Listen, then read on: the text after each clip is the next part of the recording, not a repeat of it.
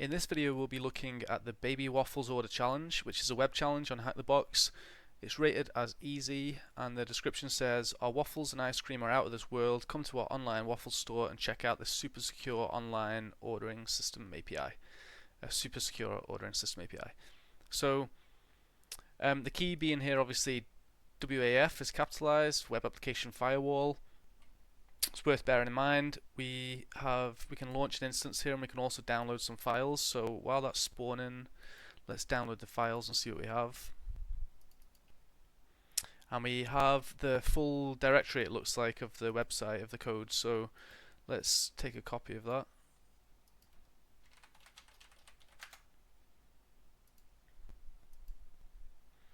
Okay, and let's open Codium. And we'll set this to open from the folder. So HackTheBox Web, and then open that. Now we'll have access to all the files, so we can go through and have a look. Before we look at the code, let's go and have a look at the actual site and see what it looks like.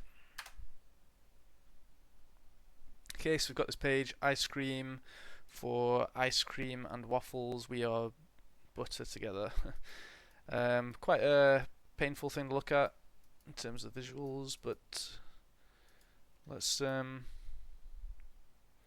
not much point in really looking around the source code here because we have full access to the source code anyway. So let's see what options we have. We have a waffles option, ice cream option. We can set our table number, let's say 2. Okay, we need to select an option. 2, hit order. Okay, what about if we change that to an A? Change that to ice cream. Submit successfully. Both isn't selected. Let's go and actually have a look. We'll add the I have these, I think, blocked from the scope. 1 second. Oh.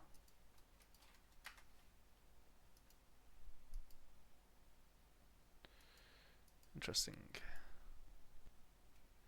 Okay, let's set that to show all items, not just items that are in scope. Let's order that again. And there we have our order. Let's add this to the scope, and now let's set that to hide things that are out of scope again. Okay.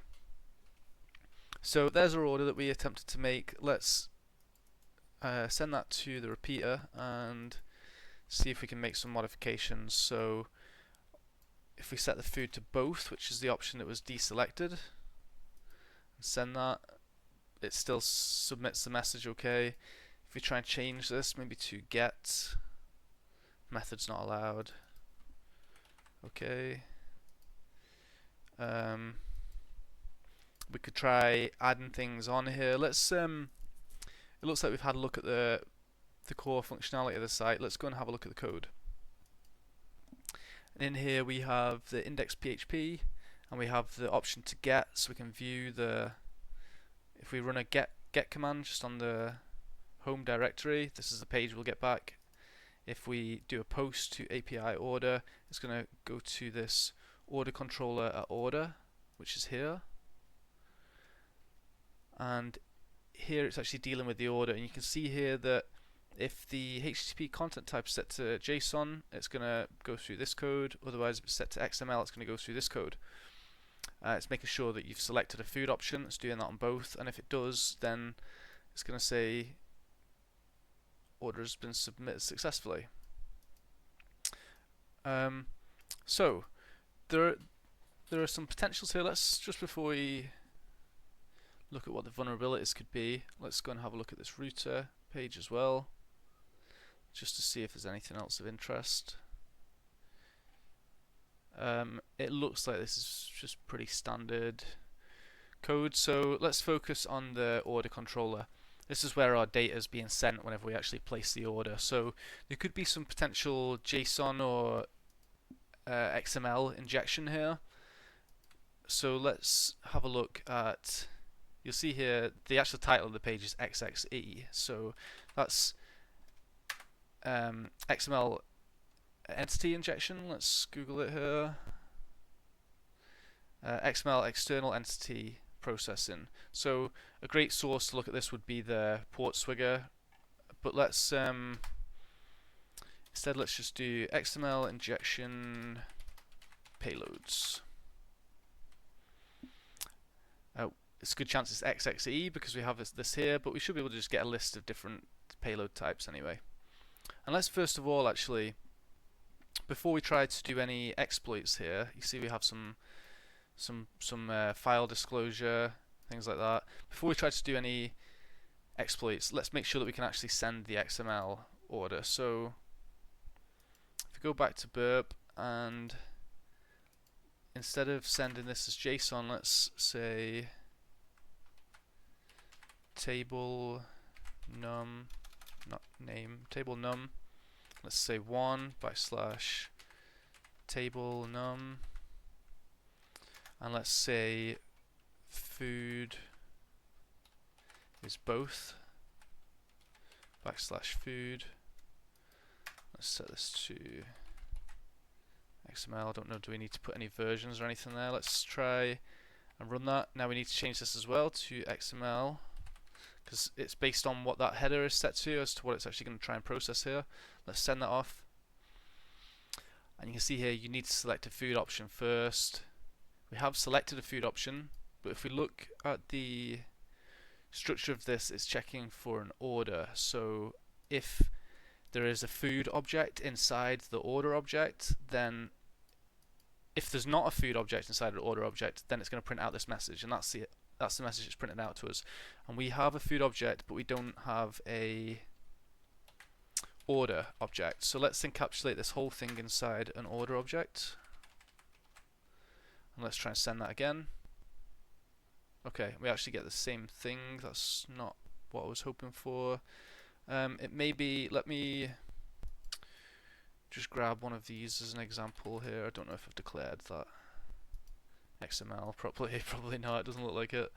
Let's send that. Okay, your order has been submitted successfully. So now we have the XML order submission working. Let's see what vulnerabilities could be. Now, note that one of the first things we had here, entity injection, we have a file disclosure where it's given an example of trying to disclose the etc shadow file. Now we know that there's a flag file here. It says HackTheBox fake flag for testing. So we know there's a flag file. It's in the same directory as our other files. So we could potentially be doing this and try to grab the flag. So let's see how this is done. Let's grab this, paste that into our burp suite, and here we're defining. You can see here it's referenced this ent. So let's say here exploit, and the system we want to call system file. We don't want to call that file. We want to just call the flag file. And then you can see down here at the last name they've referenced the ent, so we would need to reference exploit. Notice that I'm dealing with the food variable and not the table num variable, and the reason being is whenever we submit the order, it's returning to us to say your both order is submitted. So whatever we enter in this food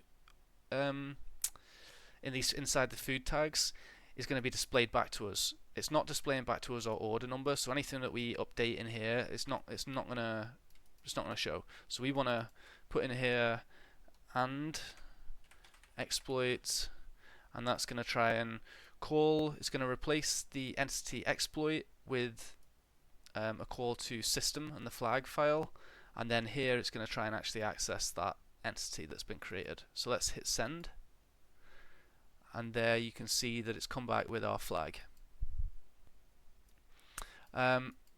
So I hope you've enjoyed this challenge. Any questions, comments, leave them down below. Thank you.